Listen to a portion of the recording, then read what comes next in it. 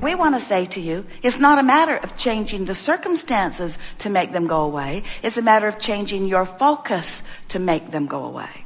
In other words, what the negative emotion that you feel is, what it is and what it only is, and what it only ever is, and what it only ever has been, and what it only ever will be. What negative emotion only is your active vibration that is contrary to your larger active vibration. And what we mean by that is, you were source energy before you came into this body, you know that? And you're still mostly source energy even though you're in this physical body.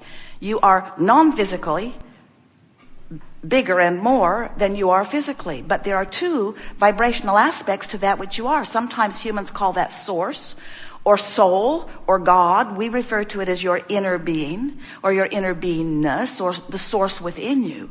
But that non-physical energy, that larger part of you, exists at all times. Now, sometimes some of that energy is focused into a physical body like you. And when that happens, there is the potential of two vibrational vantage points going on. And if there is a big variance between those vibrational vantage points, you don't feel so good. In other words, who you really are as source energy is one who loves always, only, ever.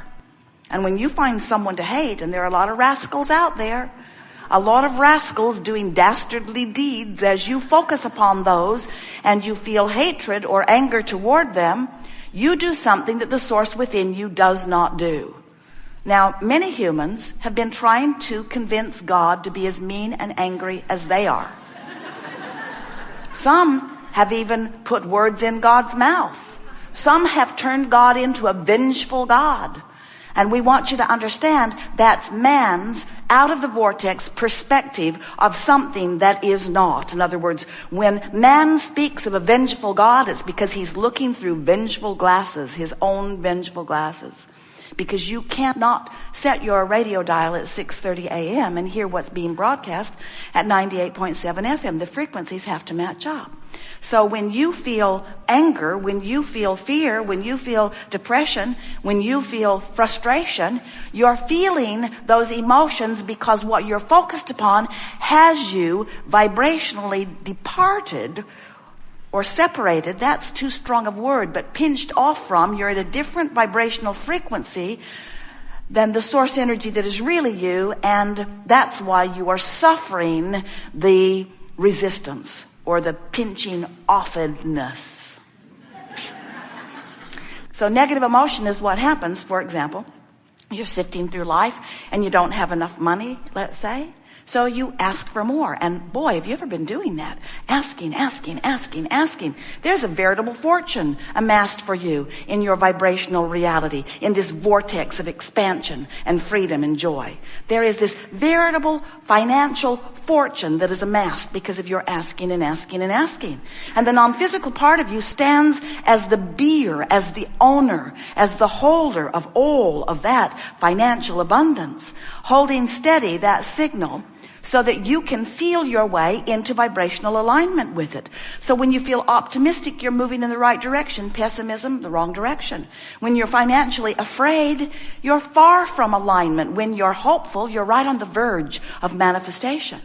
And if you hang around in hopeful attitude for just a little while, this vortex that law of attraction is managing will take you right in and make a believer out of you. In other words, you don't have to hope very long in that almost aligned vibrational stance before the vortex takes you in and gives you evidence of your alignment. And then you believe. Briefly, you do that often enough, you get into hope often enough, you'll become a believer often enough that you will come to know your financial well-being.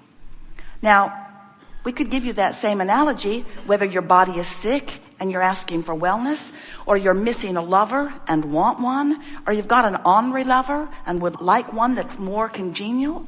In other words, whatever it is that you're living is causing you to ask all day, every day. And we so much want you to know that when you ask that it is given, that we've written a book and given it the title.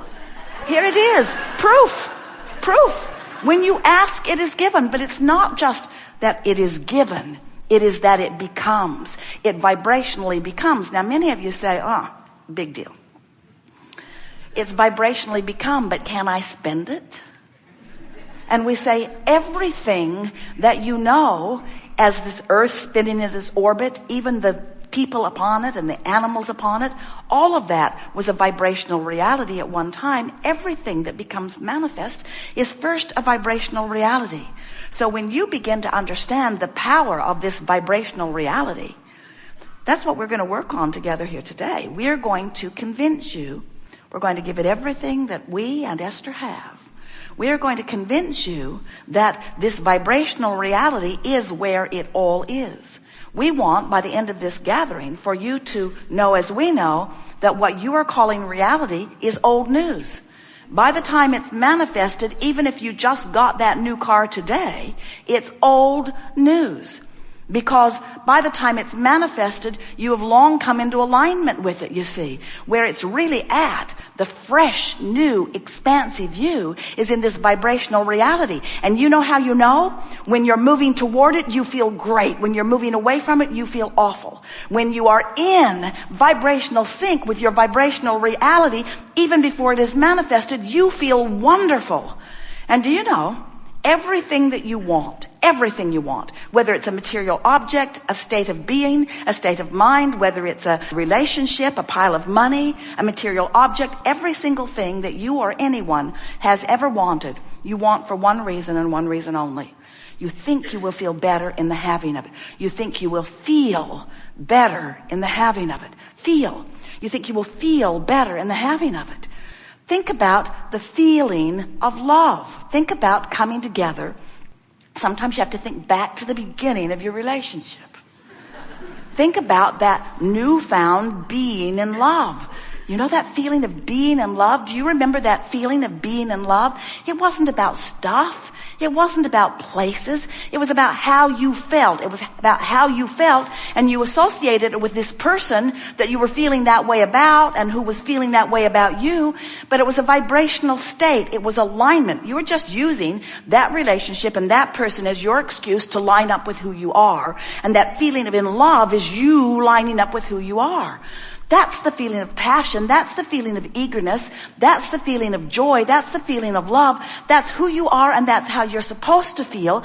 That's how you optimally do feel when there is not active resistance within you in any point in time. We are eager to talk with you about anything that is important to you.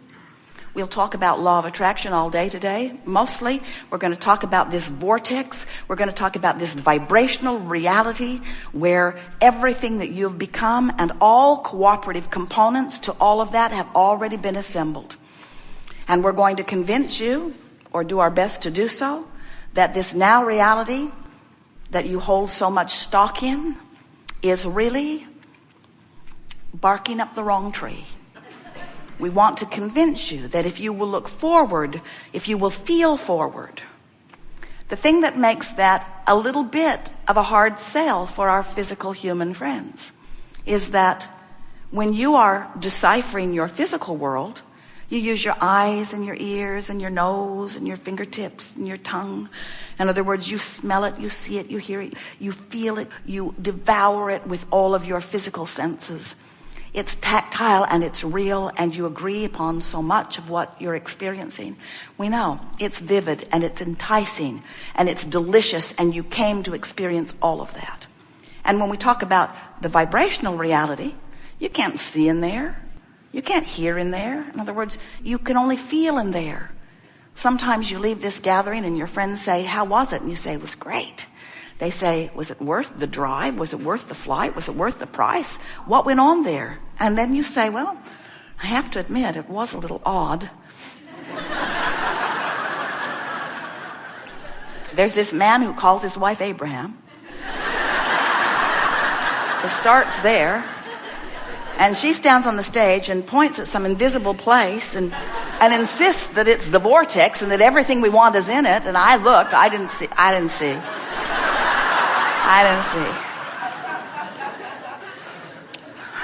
But when you accept this vibrational reality and You show yourself the realness of it by feeling yourself into it. And you let the feeling of love call you. You let the feeling of clarity call you. You care about how you feel.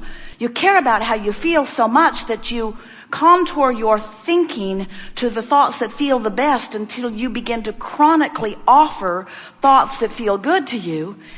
Then what happens is, from inside this vortex, things begin to occur to you. You get inspiration. Ideas occur to you that when you act on, manifest into wonderful things. All things manifest. But they're in the vortex in a place that you can't hear them or smell them or see them or taste them or touch them first, you see. And so that's really the hurdle that we have to accomplish with most of our physical friends. We have to convince you that if you will consistently feel your way into alignment, that then you will become one of the chronic cooperative components to your own desires. And when you are consistently a cooperative component, when you're on the same wavelength of your own desires, those desires must manifest into your experience. But here's the tripping point for so many of you. If you say, all right, I'll play your silly game, I'll accept the reality of whatever that is that you're pointing at, and I'll feel my way, I'll reach for thoughts that feel better, I'll tune myself vibrationally to the source within me, I will line up vibrationally, because then the things I want will manifest into my reality. Now you've tripped yourself up again, because what you're saying is, I have this thing that isn't that I want, and I'm willing to do this stuff in order to get this thing that isn't. As long as your attention is upon this thing that isn't, you can't get into the vortex. And unless you get into the vortex and are in alignment with the vibrational aspect of it, it cannot become a reality. So that's why we want to convince you, go for the love, go for the clarity, go for the fun, go for the good feeling.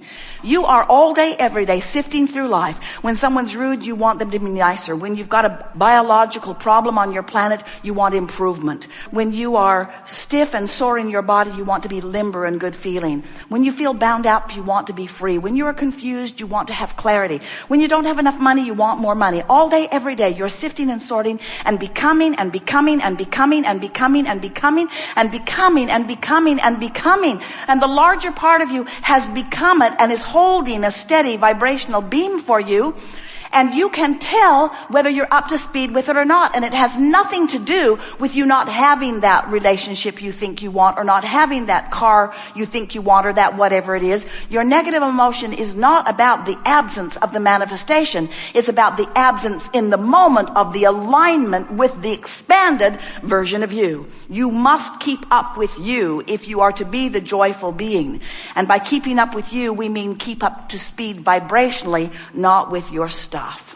We are pretty sure that someday we will hold a seminar and there will be hundreds of thousands of people online listening, and the subject will be demanifestation of all this stuff. Because the more you gather and try to make important and hold unto you, the less free you feel, you see. Because your joy is in alignment with the fullness of that which you have become, not alignment with the stuff that you use in order to exaggerate your effectiveness or your power. Again, don't misunderstand. We want you to have all that stuff. We want your body to feel good and look good.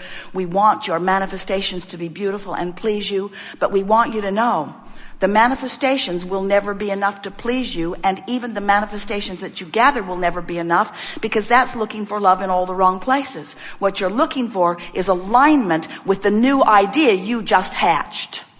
That's what you're looking for. Alignment with the new idea you just hatched. Nothing is more exhilarating than coming into alignment with that new idea.